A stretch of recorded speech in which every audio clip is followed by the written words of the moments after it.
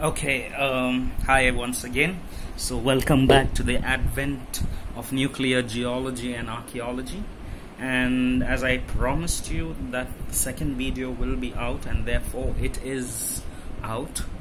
And as you can see, I'm holding my headsets in my hand, which is a very important tool for communicating what geology is all about, nuclear geology especially, because ultimately if you look at it from a nuclear perspective, when people hear the word nuclear, they go all nuclears.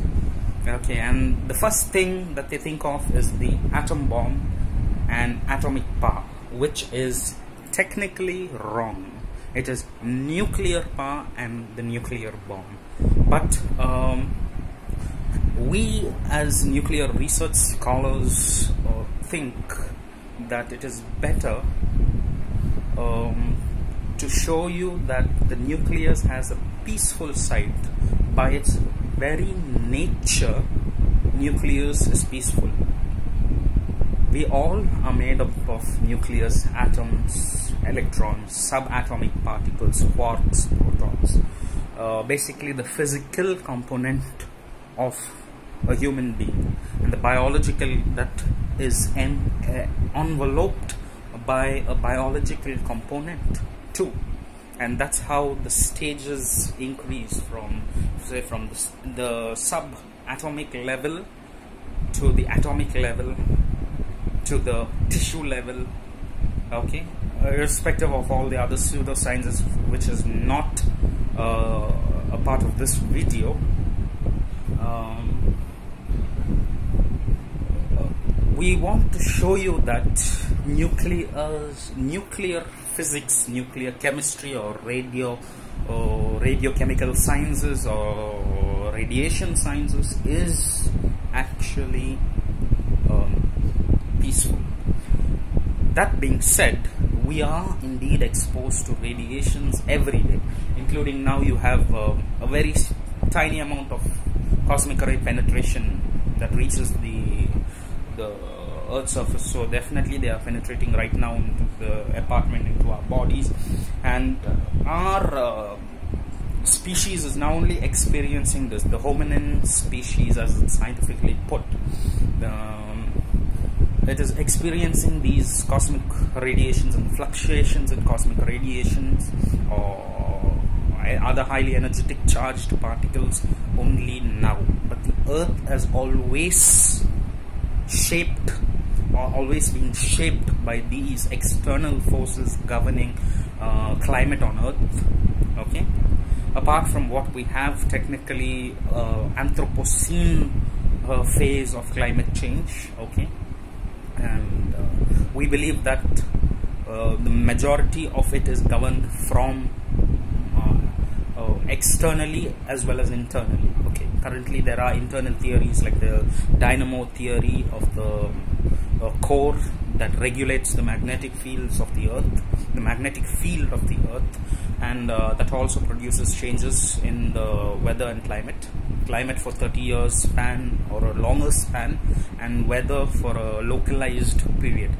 The point over here is, whatever it may be climate change or geomorphological change or biomorphological change or adaptation or whatever kind of phenomena or phenotype, the gene type plus the environment gives you a phenotype kind of the phenotype kind of a phenomena is always best studied at the nuclear level. And apart from the atomic applications, apart from the nuclear weaponizing the nucleus, and then in turn terrorizing our own selves with it, we can always look to the closer to peace side of it, which is nuclear nuclear analytical applications. That is the XRF, or the X-ray fluorescence method.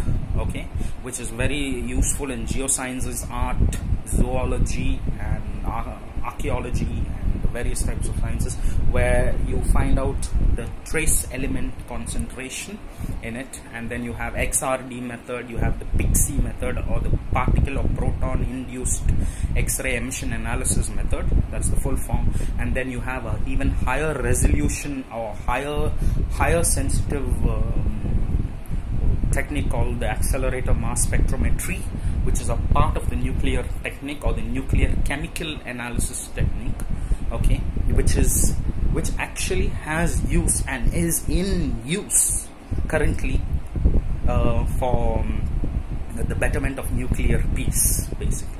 And to take that further, I plan to emphasize and focus my research on nuclear geology in general, which comprises of geoarchaeology or archaeological sciences, anthropometry, archaeometry, the application of physics for the betterment of the science, for the betterment or the progress of the field of art and humanities research, basically. So you don't need to only specialize in quantum physics and electrical engineering and all that. These fields are well established. Take the road less taken, because there is a want and need of nuclear archaeologists, nuclear geologists, or nuclear geochronologists. Okay, so majority of my groundwork deals with nuclear chronology via core sampling, and so therefore the advent of nuclear geology in general depends on you and what type of path you take. If you know what you are doing, then advance to a PhD, because the recent rule is that you need to finish your PhD, only then you can avail a teaching position in any academic institute. Okay, so no more validity for the MPhil at the moment. Okay, because the MPhil is like a bridge course between an MSc and a PhD. Okay, there's nothing much in that. So if you have, say, example, a minimum requirement of 3 years to finish a PhD, then the first year goes for research methodology and pre-PhD exams and studying about the general applications of nuclear techniques.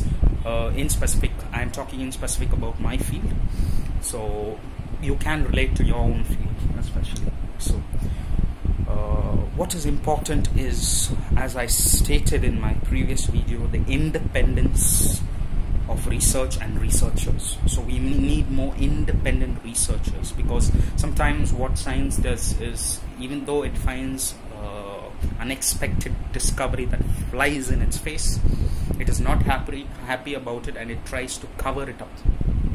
So what we need to do is, we need to get back to the old phase of discussing ideas, where you sit and you discuss it without having egoistic thoughts, egoistic thinking about science. Because unless you want nature to open itself up to you, you got to sit humbly in front of it, and it will open itself up to you. Okay, and you will be able to discover the secrets of nature, things that are invisible, especially in the field of nuclear geology, where you will understand how the earth functions in terms of nucleus. More better application of nuclear physics, okay, to geological techniques and archaeological techniques, or paleontological techniques. Paleontology is also a wonderful field for the students of India to take over, because as Gandhi always said, you need an army of chemists and engineers. So you already have millions and lakhs of chemists and engineers and all that. But what is important now is the growth and development of interdisciplinary fields, because technically speaking, everything is related or connected to each other. They have no relativism in them, but they are related. Okay, that is a very different concept. Please do not get confused with that concept. Okay, so everything is related in a way, and as I said, you need to be independent, and you need to fund your own research to a certain extent. Okay, not all, but to a certain extent, where you can have ground reality, so that you will better be able to project your, you'll be able to project your project much better to the authorities, and therefore you will have some success of going further in your research work. Okay, so to all the amateur geologists, with whichever English dichotomic word you like to pronounce, that is up to you. So for all you amateur geologists or budding research scholars, this is a collection of my personal geological field equipment. Okay, the other part of the equipment, and as you can see, I will turn the camera right now. Okay, as you can see over here, we have a hiking tool or a hiking stick where you have a torch attached to it. Okay, and this stick actually opens up into various segments of the stick, and here you have a Casio calculator, the highest grade of Casio calculator, and here you have magnifying glasses. Of course, there is an important tool which is used in geology, and that is a very small but powerful magnifying lens. I will show you how it works. Normally, just imagine if that is the lens. You don't put the lens to the mineral or the rock, but you bring it to your eye and you bring this close to your eye like that. If the phone is to be imagined as a mineral or rock to be studied.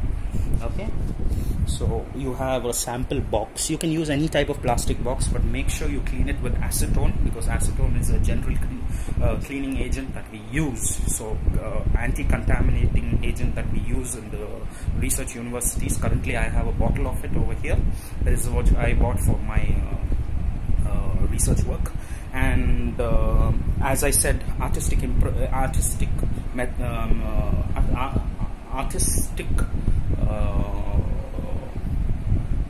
talent is also required. You need to be able to draw out and sketch out real life objects, and for that you have a proportional divider over here. Okay, just in case you need to get something life sized. Okay, and as I get, you need a pencil sharpener, you need a kind of a blade, okay, for cutting anything or do whatever you want with it. You need a powerful binoculars, you need medicine. Okay, that's just a representation of what it is, the medicine over here. Okay, and that is the first aid or the safety kit that is always required whenever you go on field trips or field experiments. Okay, for whatever coursework or research work, that depends on you. Then you need sample bags and sample packets. Okay, that is what I am opening out to show you. Okay, you can get the stronger version of it. Okay, that is not the stronger version of it, but this is for maybe say less than 200 grams or 250 grams. Maximum it can hold that much. And you will need labels also. As you can see the labels over here, you will need a lot of labels. Okay, because whenever you document something, it has to be documented properly, and it has to be given coding systems. Like for example, if you take a core sample out of the Krishna Delta Basin, then you write KDB1, KDB2, KDB3. So it is easy for the technician to process your samples, and it will be easier for you to get your results in order, in line. Okay, so whatever you may want to do in the future to publish something like that, and therefore you have to have also a map and a map chart or a map board, which is either made of glass or fiber plastic. Okay, so that it does not get wet in the rain. And this is what I've picked up by learning from other videos also. It is very important. Okay, and then you gotta have pouches. You can make use of your own homemade pouches or home pouches. You don't need to have a geological pouch. Supposing you're not able to afford one, then you can always go for pouches like that, so that it will be of economic saving. It will form a kind of saving for you. It will form kind of 1 minute. Let me finish my work. 1 minute. So yeah, my aunt called from Australia, so therefore mom called me to thing. And then, as I said, there's this pickaxe, that is for clearing up the soil or the dirt that is there, and I will demonstrate it to you as to how you need to do this work, okay, and where you need to start from. And proper head covering is also required, because sometimes you'll be working in extreme climatic conditions, okay, extreme climatic conditions that may burn your skin or burn your head, and you need to be well hydrated in the field, okay. And then you have a bag where you can put your samples in, or you can put your field equipment in, okay. Try to carry as less gear as possible, but with more capacity or volume. For example, this is a 75-liter capacity bag, okay, and it is measured in liters, so let's keep it at that measurement, okay. And you can get them on Amazon.com or Amazon.in, depending whichever part of the country you're in. And also wear loose clothing, okay, and make sure you have the right document or the permit or the land grants that are given for excavation and research from your local department or from the government department, okay. So mainly there is an importance of a field notebook. That's not the field notebook, but a field notebook is a special kind of notebook that it doesn't get wet in the rain or water, and you use pencil for it. It is coated with wax inside, so that you will be able to write with pencil and note down your details that you collect from the field. So once again, this is my entire collection, okay. As you can clearly see, it's on my bed. And the next thing for petrologists to do is, the most important thing is, you need to have a set of magnets, as you can see, okay. So these magnets will be you can use to determine whether the rock has magnetic properties or not, or a particular level of soil has magnetic properties within it, or is the magnetic property frozen as per conventional theories. Maybe not, depends upon the changing of the morphology of the earth, because the earth, or the earth in general, is continuously changing because of other external factors and internal factors governing its movements, okay. So once again, so these are the field equipments, and more field equipments are coming out, and I will show you my field equipments. A small little hand lens, which I will hang around my neck, and I can use it as I've demonstrated it with the eyeglass, okay. And the next important thing is, you cannot charge your cell or laptop using any amount of current over there. So the closest thing to do is to carry a solar powered charger, or a solar powered power bank that can give you a lasting amount. So whenever you're spending for that, you should keep in mind that you should buy something that is long lasting and that will help you in your research. Like for example, you go for a 3-day trekking trip or an excavation trip, okay. Archaeologists or amateur archaeologists, please carry solar powered systems, or you can carry mini batteries that they sell, okay, connected. You can design your own, because you're all scientists, so I'm sure you're capable of designing such things, okay. Design your battery connected to the charger so that it will last you for a long time, okay. So this is what it is to be in the field. It's to be prepared all round, but not too cautious or not too less cautious in nature. You gotta be in between. You gotta enjoy the moment, you gotta feel your work, and you gotta push, okay. But make sure your documentation is right.